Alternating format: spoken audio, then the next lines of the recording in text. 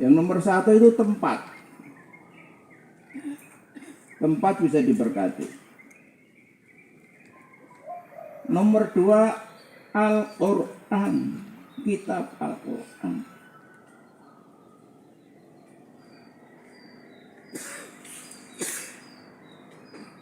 Tempat ini yang pertama disebut adalah Masjidil Haram. Tapi ada 10 ayat nih, macam-macam nih. Masjidil Aqsa juga, haulaha dan sekitarnya juga, dan macam-macam. Yang kedua kitab Al-Quran. Yang ketiga, apa yang diberkati itu? Perbuatan baik manusia. Waduh, denger dia ada teh disebut, langsung tehnya datang. Mas atur nun. Orang nyindir ya. Ning kesindir. Baik.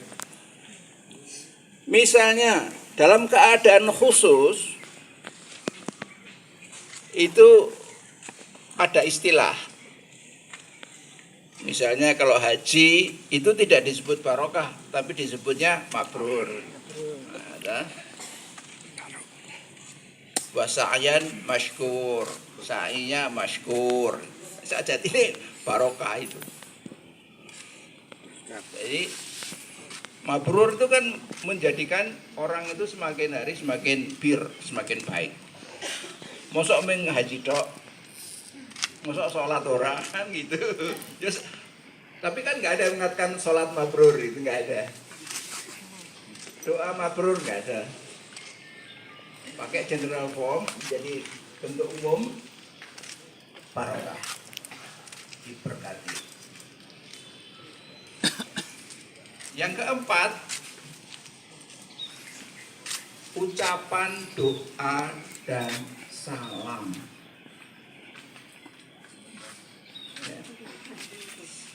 Kalau masuk rumah, ucapkanlah salam agar rumahmu diberkati. Salam ya. Lah kok baru masuk rumah. Ini baru kecil. Assalamualaikum. Biasanya ibu-ibu itu kalau emosinya sedang agak naik, maka sing didhisike nyalahke wong. Ya kan? Bapak-bapak juga sama aja. Ya. Ngaku saja. Jadi sing didhisike nyalahke wong. Iki piye to? Reget kok ora ana sing nyapu. Ning godhong sitoke jenenge ra ana sing nyapu. Jadi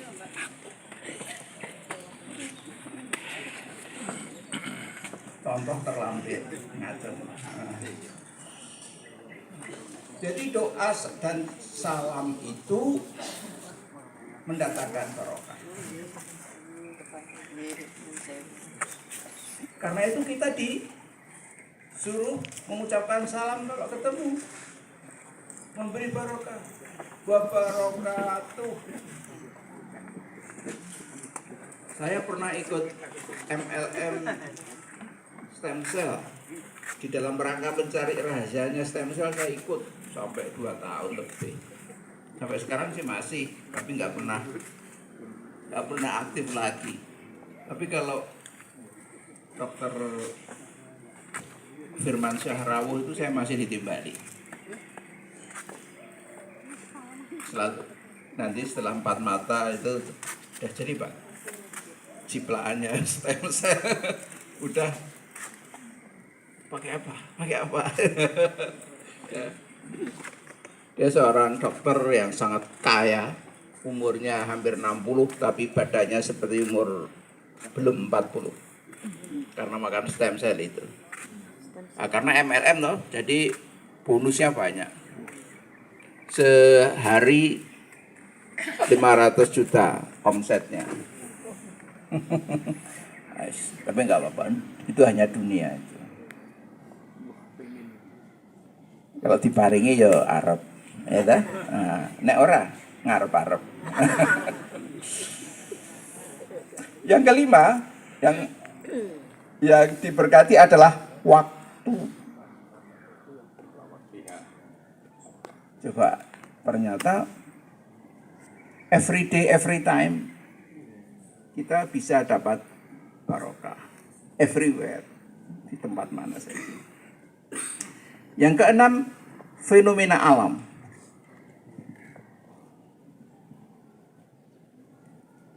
Yang disebut adalah angin dan hujan. Fenomena alam, COVID juga fenomena alam. Barokah enggak? Barokah. Kita jadi tahu toh. Oh, ana to wong sing tukang gawe virus iki. Oh, ana to. Seorang teman dia sudah tahu.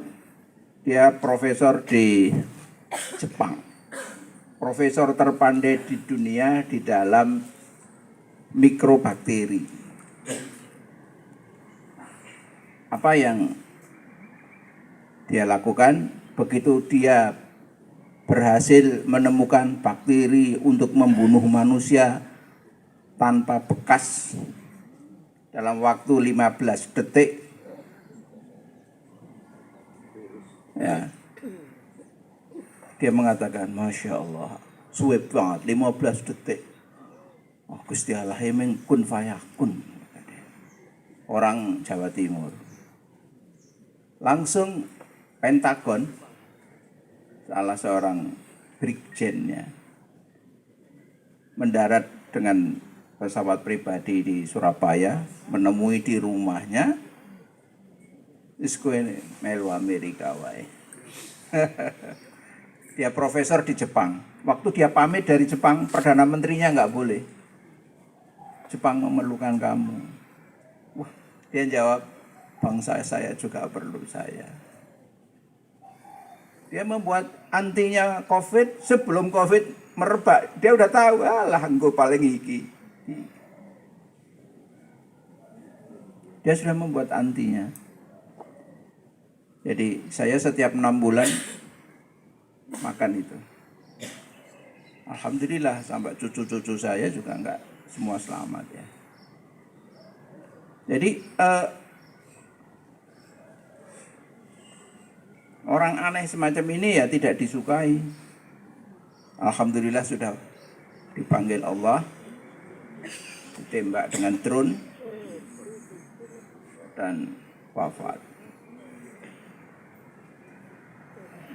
Wafatnya aja Idul Adha 3 tahun lalu. Kenapa? Karena dia tidak mau menghentikan produksinya. Kalau itu diproduksi ibu-ibu, pabrik obat bangkrut. Kenapa demikian? Karena ini adalah memakan bakteri yang seharusnya ada dalam tubuh yang sudah punah. Di dalam tubuh itu harusnya bakterinya puluhan ribu, tapi sudah punah. Karena Ajinomoto, karena bahan-bahan kimia itu punah. Kalau tidak punah, kita bisa seperti Nabi Ibrahim, umur 1000 tahun baru punya anak. Ya. Tidak mustahil. Jadi, ya akhirnya ya tidak disukai pabrik obat. Ya, 3 orang sekaligus ditembak. Profesornya, bagian produksinya, dan dokter yang jadi konsultannya. Tapi nggak apa-apa, nanti akan pertolongan Allah itu akan datang kalau kita sudah mentok.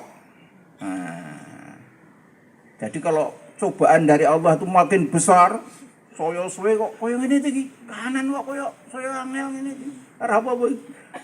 Wah, aku wis ora kuat meneh iki. Ah, kalau kita sudah mengatakan wah, ora kuat meneh, itu pertolongan sudah dekat. Tapi ya jangan kesusu urung-urung wah wis ora kuat aku ini, jangan. Ada yang kita. Baik, kembali ke laptop. Nah, yang ketujuh, siapa yang diberi barokah? Manusia. Alhamdulillah. Ya, manusia. Yang kedelapan, air. Dan yang kesembilan, pohon. Terus lainnya gimana? Kucing tidak disebut, ayam nggak disebut, padahal itu kita makan saben hari. Lele, terasi, terasi. Quran bukan buku kuliner, jadi terasi nggak ada. Artinya apa? Kita lihat Al-Quran. Misalnya, manusia diberi penglihatan, pendengaran, akal, hati, kaki, tangan, ya. Cuma 5 yang disebut. Jantung, liver, ginjal, nggak ada.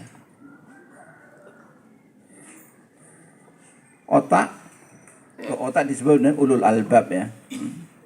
Nah, terus gimana?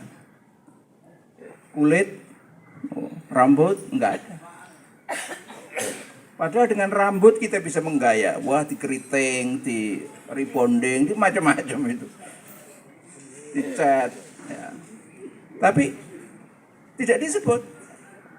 Apa terus menungsa ora diparingi rambut? Artinya, ini hanya contoh yang 9 ini. Yang lainnya pun bisa diberi berkah. Jadi barokah diberikan, ditempelkan kepada semua makhluk. Itu kesimpulannya. Sudah selesai, Bu. Sudah sampai kesimpulan. Nah, sekarang rinciannya. Jadi kalau pengajian seperti ini biasanya kalau sudah lebih dari 20 menit sudah mulai ngelamun ya. Ustadz kayak kok ngene to. Terus waduh kelingan putune mau urung tak cepak iki dan sebagainya.